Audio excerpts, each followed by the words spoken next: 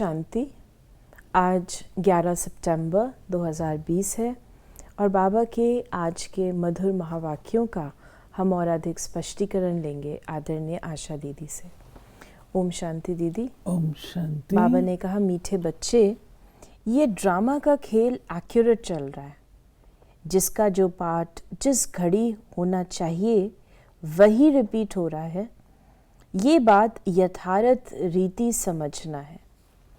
Drama का ज्ञान ये हमारे लिए एक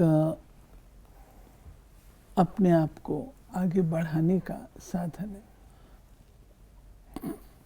कई बार भाई बहनें सोचते हैं ड्रामा में ऐसा है तो ऐसा ही होना है, फिर हम क्यों पुरुषार्थ करें।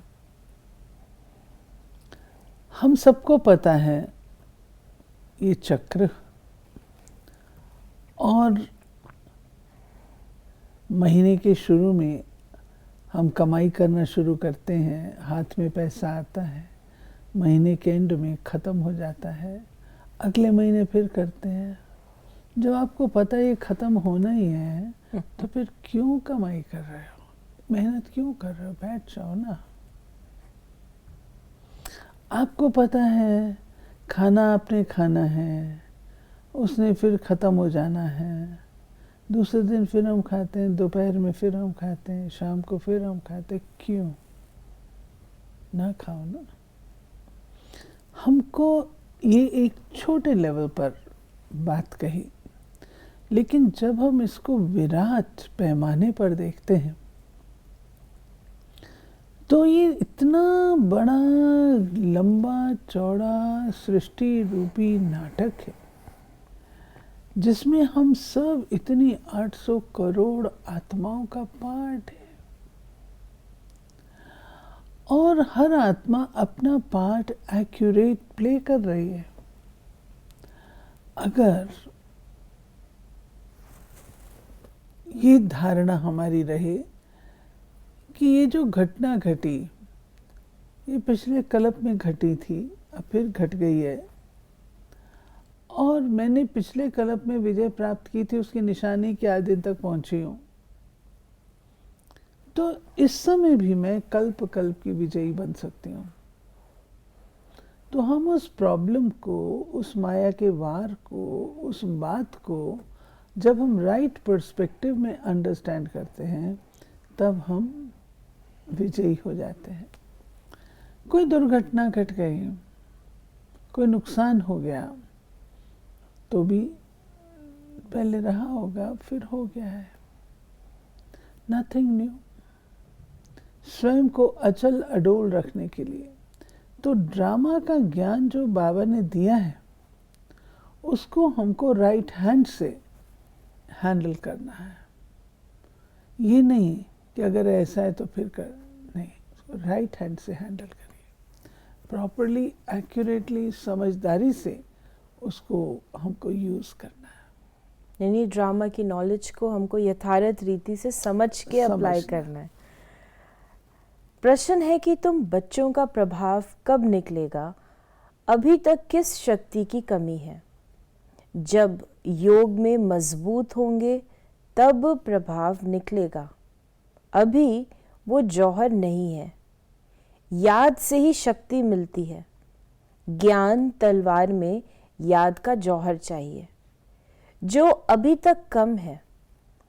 अगर अपने को आत्मा समझ बाप को याद करते रहो तो बेड़ा पार हो जाएगा।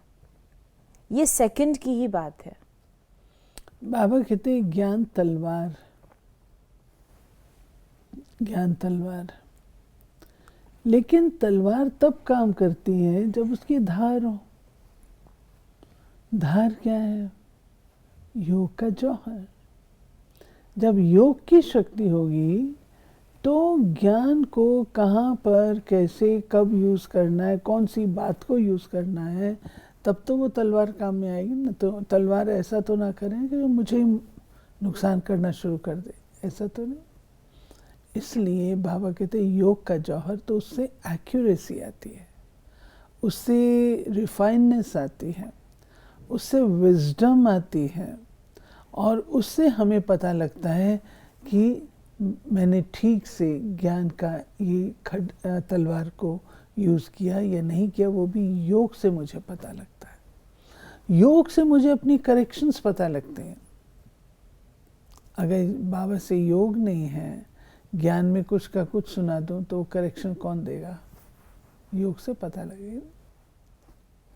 फिर बाबा ने कहा कि बाप कहते हैं मैं आता ही भारत में बच्चों को विश्व का मालिक बनाने। तुम ही मालिक थे ना, अब स्मृति आई है। बाबा कहते हैं कि ये स्मृति, मैंने तुमको 5,000 साल पहले विश्व का मालिक बनाया था, अब क्या हुआ और अब तुमको क्या करना है। बाबा कहते हैं आकर के सारी स्मृतियाँ मैं देता हूँ। बाबा ने कहा कि अभी हम आत्मा को जान गया हूँ। हम आत्मा सतो प्रधान थी, फिर अभी तमो प्रधान बनी हूँ। बाप आते ही तब है जब सब आत्माओं पर कट लगी हुई है, जैसे सोने में खाद पड़ती है ना। पहले सच्चा सोना, फिर चांदी तांबा लोहा पड़कर तुम बिल्कुल काले हो गए हो। बाबा ने हमको कितना अच्छा बनाया था, कितना सुंदर बनाया था, सतो प्रधान स्वर्ण तुल्य। परंतु बाबा कहते हैं कि उसे मिक्सचर करते करते तुमने अपने आप को बिल्कुल ही तमो प्रधान बना लिया। और फिर बाबा ने वो चीज़ अलॉय क्या है? जो अलॉय मिक्स हो जाता है, सोने में मिक्स होता है, अलॉय क्या है? अटैचमेंट। सत्युग में कौन सा अलॉय आपके अंदर आता है? वो आप स्पष्ट करें। दैट्स क्योंकि सत्युग में तो सब अच्छी चीज़ है ना, कुछ भी तो वहाँ पे खराब तो है ही नहीं है। टोटल सतो प्रधान है। सतो प्रधानता में फिर अलॉय कहाँ से आया? धीरे धीरे जो बाबा ने कहा सतो से एकदम सतो प्रधान तुम काले बन जाते हो, वो कहाँ से आया? वो है पुरानापन होता है। हम 8 जन्म लेते हैं, 6 जन्म लेते हैं, 4 जन्म लेते हैं, लेकिन उतर रहे हैं ना, पुरानापन आ रहा है ना।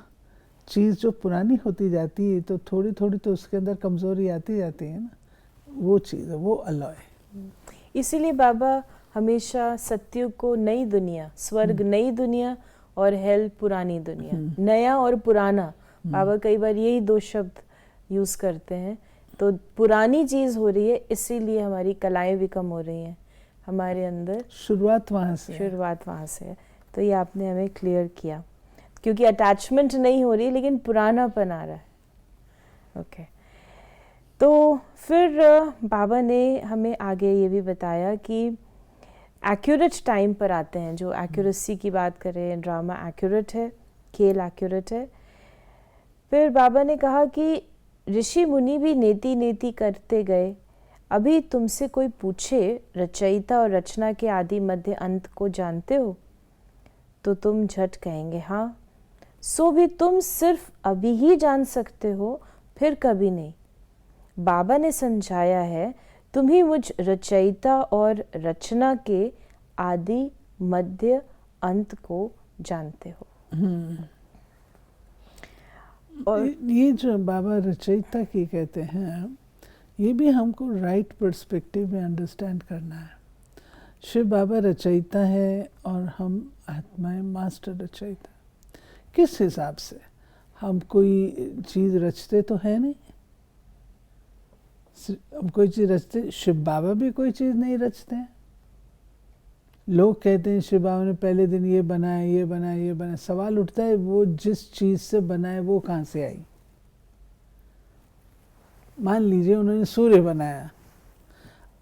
बनाया, तो सूर्य को किस चीज़ से बनाया? वो जो चीज़ थी वो कहाँ से आई? उसको किसने बनाया? तो ये अनादि और अविनाशी प्रश्न है। अनादि है, कभी बनाया नहीं गया। फिर रचयिता किस हिसाब से है? जब हमने बनाया नहीं, रचना ही नहीं की, तो हम किस हिसाब से रचयिता हुए? क्योंकि हमें नॉलेज, आदि मध्य अंत की नॉलेज है। और कहा जाता है रेजुविनेट करते हैं बाबा, पुरानी सृष्टि को नया बनाते हैं, अर्थात रेजुविनेट करते हैं। तो रेजुविनेशन, रेनोवेशन के हिसाब से हम उनको रचयिता कहते हैं।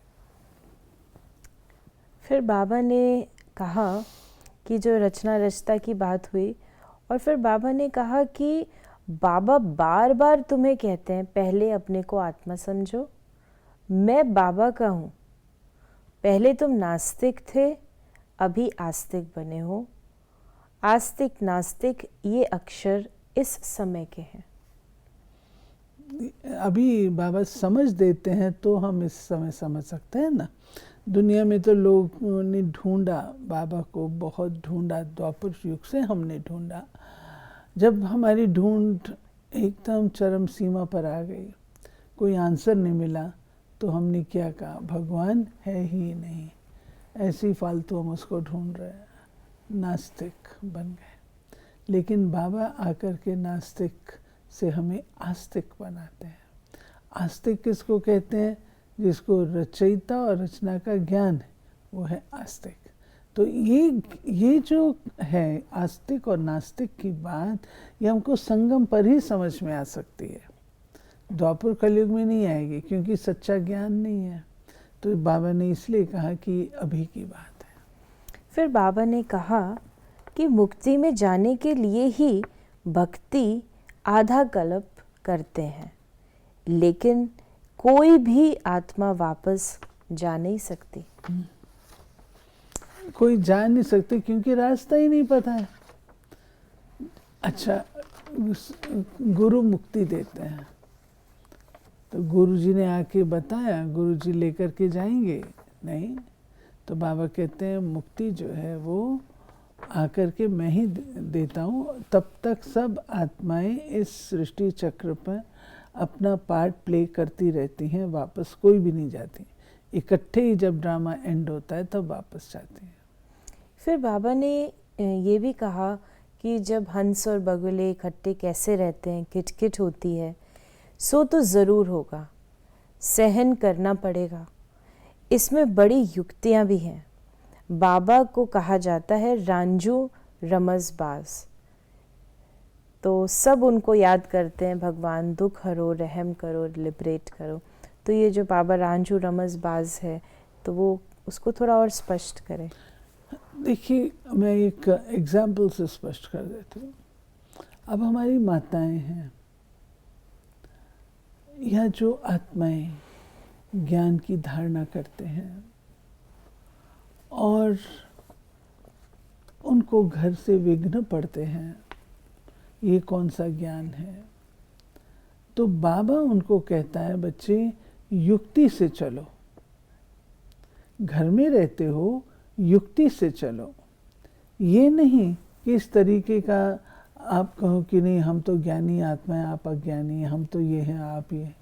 इससे आपको कौन स्वीकार करेगा? ज़रूर विघ्न आप इनवाइट करेंगे। लेकिन समझदारी से चलना, जिससे कि आपका कार्य भी हो जाए और उनकी महिमा करो, उनके जो उनको पसंद है वो काम करो, और इधर अपने बाबा ने जो ज्ञान दिया उसकी धारणा में पूरा रहो। तो बाबा उसका कहते हैं समझदारी से चलना, उसको रांझू रमज़बाज। और बाबा ने आज जैसे कहा कि तुम्हारा प्रभाव निकलेगा, उसमें जौहर चाहिए। बाबा ने कहा कि बाप रोज़ कहते हैं बच्चे याद की यात्रा में रहने से तुमको ताकत मिलेगी, पढ़ाई में इतनी ताकत नहीं है। तो बाबा कई बार तो कहते पढ़ाई ज्ञान ही मुख्य है, और आज बाबा ने कहा कि बाबा रोज़ कहते हैं याद की यात्रा से मिलेगी, पढ़ाई में ताकत नहीं है। तो इसे भी स्पष्ट करें। इस बात को ठीक संदर्भ में अंडरस्टैंड करना है। बाबा जब कहता है कि पढ़ाई, तो बाबा का भाव चारों सब्जेक्ट से होता है। हमारी पढ़ाई केवल एक सब्जेक्ट की तो नहीं है, चारों सब्जेक्ट की है। और आज बाबा ने योग को अलग सब्जेक्ट करके कहा है, और यहाँ पढ़ाई से तात्पर्य ज्ञान के सब्जेक्ट से है। अगर केवल आप ज्ञान सुनाते रहेंगे उसका क्या फ़ायदा? वो तो टेप रिकॉर्डर भी सुना देगा, सीडी भी सुना देगी, लेकिन जो चीज़ है वो योग से ताकत आती है। कोई कितना ही सुन ले, ताकत आएगी? ताकत नहीं आएगी उससे, ताकत आती है योग से। इस भाव से बाबा कह रहे हैं। फिर बाबा ने हमें आगे भी कहा कि अभी तुम्हारी बुद्धि में सीढ़ी का ज्ञान है, चढ़ती कला सर्व का भला। और फिर बाबा ने शांत स्वरूप, आत्मा शांत स्वरूप है, अशांत अक्षर ही तब कहा जाता है जब दुख होता है। इस प्रकार से बाबा ने जो सर्वव्यापी है उसके लिए भी हमें, जो कहते हैं, गवर्नमेंट भी कहती है गॉड, लिखती है वन गॉड है, फिर सर्वव्यापी क्यों कहते हैं? तो इस प्रकार से बाबा ने हमें अलग अलग बहुत ज्ञान के गहरे रहस्य भी बताए। आज का जो वरदान हमें मिला है मुरली में, माया के बंधनों से सदा निर्बंधन रहने वाले योग युक्त बंधन मुक्त भव। बंधन मुक्त की निशानी है सदा योग युक्त। योग युक्त बच्चे जिम्मेवारियों के बंधन व माया के बंधन से मुक्त होंगे। मन का भी बंधन न हो। लौकिक जिम्मेवारी तो खेल है।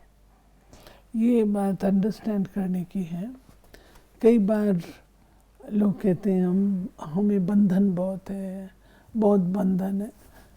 सच्चाई की बात ये है, अगर आपके बंधन 1 वर्ष से ज़्यादा है तो इसका अर्थ है कि थोड़ी बहुत कमी अपने अंदर है, योग की ताकत कम है। मैं एक बार 2 बांधीली कन्याएं थी, बड़ी दादी उनसे मिल रहे थे। बंधन है। कितना वर्ष हुआ? दादी 10 साल हो गए। दादी ने कहा उनका बंधन है, तुम्हारा अपना बंधन है।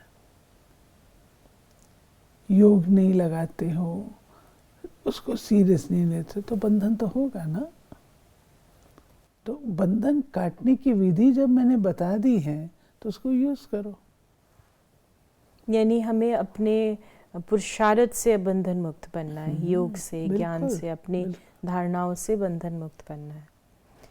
तो इसलिए बाबा ने कहा कि लौकिक जिम्मेवारियां खेल हैं, डायरेक्शन प्रमाण खेल की रीति से हंसकर खेलो तो कभी छोटी छोटी बातों में थकेंगे नहीं।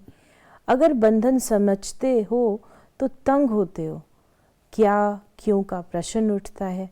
लेकिन जिम्मेवार बाप है, आप निमित्त हो।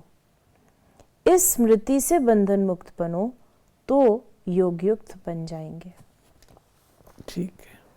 आज का स्लोगन है, करन करावन हार की स्मृति से भान और अभिमान को समाप्त करो।